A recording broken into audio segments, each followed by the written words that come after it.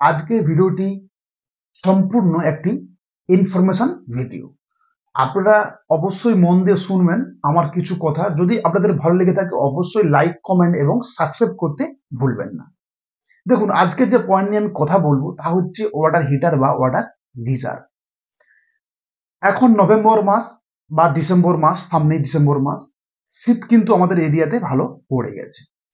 এখন আমরা কি করি, প্রত্যেকদিন সকালবেলা আমরা স্নান করার জন্য জল গরম করা যে ইলেকট্রনিক্স ডিভাইস আছে, অর্থাৎ হিটার বা ওয়াটার গিজার, তা ব্যবহার করি।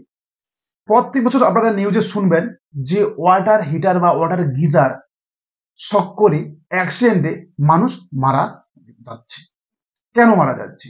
যদি আমার কিছু টিপস আপনারা ফলো করেন তাহলে কিন্তু আপনাদের এই প্রবলেমগুলো আপনারা সলভ করতে পারবেন।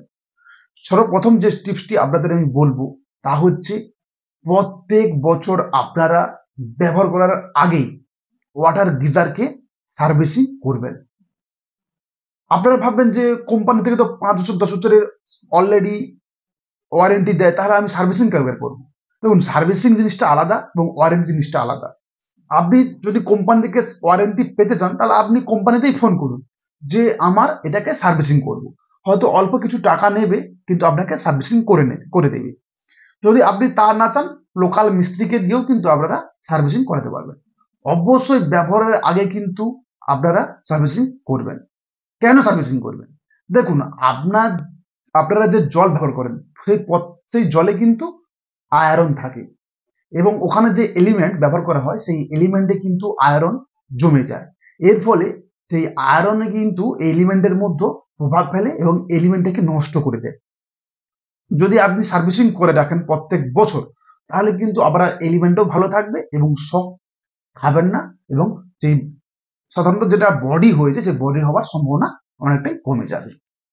2 নম্বর পয়েন্ট, আপনি যেখানে গিজার লাগিয়েছেন সেই গিজার যে কানেকশন করেছেন সেখানে কিন্তু 3 ফেজ কানেকশন আপনাকে রাখতেই হবে। 3 ফেজ কানেকশন বলতে, দেখুন, আমাদের যে নর্মাল হাউস ওয়ারিং হয় সেখানে পজিটিভ নেগেটিভ অর্থাৎ ফেজ নিউট্রাল থাকে, আর একটি ওয়্যার থাকে, তা হচ্ছে বডি আর্থ। এই বডি আর্থ কিন্তু গিজারের জন্য খুব বড় ভূমিকা পালন করে।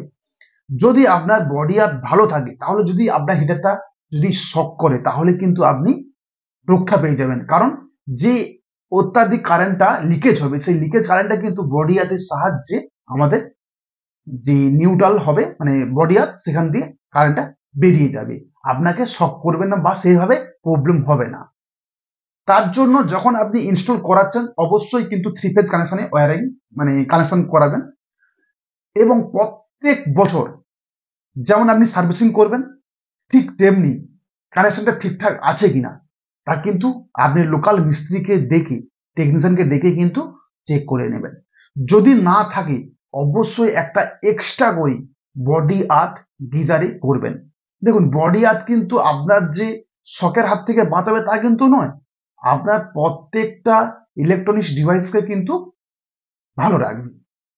প্রত্যেক বাড়িতে এই বডি আর্থ অবশ্যই প্রয়োজন। মানে হাউস ওয়ারিং আপনাকে প্রত্যেক বছর একবার করেও টেকনিশিয়ানকে ডেকে নিয়ে এসে চেক করাবেন, তাহলে আপনি বিপদমুক্ত থাকবেন। 3 নম্বর পয়েন্ট, যখন আপনি ইনস্টল করাচ্ছেন তখন চেষ্টা করবেন ভালো ব্র্যান্ডের ওয়াটার হিটার লাগানোর জন্য।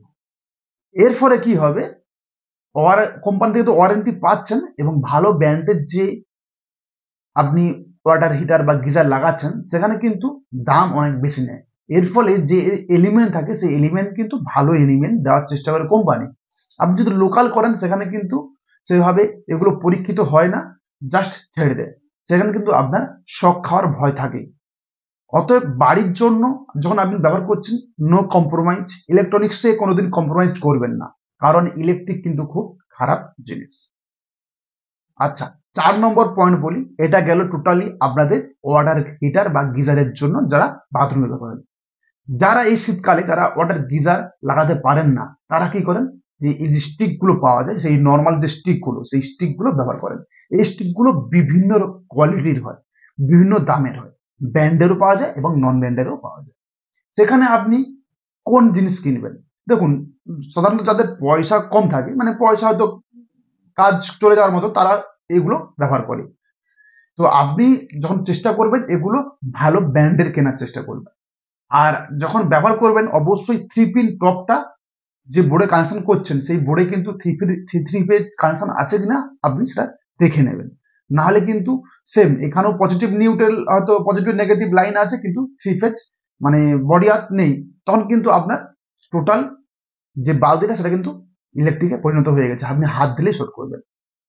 আর একটা কথা বলবো, লাস্ট কথা, যখন এটা ব্যবহার করবেন বালতিতে কিন্তু আপনি হাত দেবেন না, সুইচ অফ করে জ্যাক থেকে খুলবেন থ্রি পিন টপটা, তারপরেই কিন্তু আপনি হাত দেবেন। এখানে হাত দেওয়া মানে বিপদ, আপনি দেখে শুনে হাত দিচ্ছেন। অতএব এই ওয়াটার হিটার বা গিজার ব্যবহার করার সময় অবশ্যই আপনাকে লক্ষ্য রাখতে হবে, ধ্যান রাখতে হবে। না হলে কিন্তু এখানে যত জলের কারবার, মানে আপনি হাত দিলেই কিন্তু আপনাকে শক করবে। অতএব আপনারা দেখে শুনে এটাকে ব্যবহার করবেন। এই কয়েকটা জিনিস আপনারা ভালো করে ফলো করুন, অবশ্যই আপনাদের এটা বিপদমুক্ত রাখবে।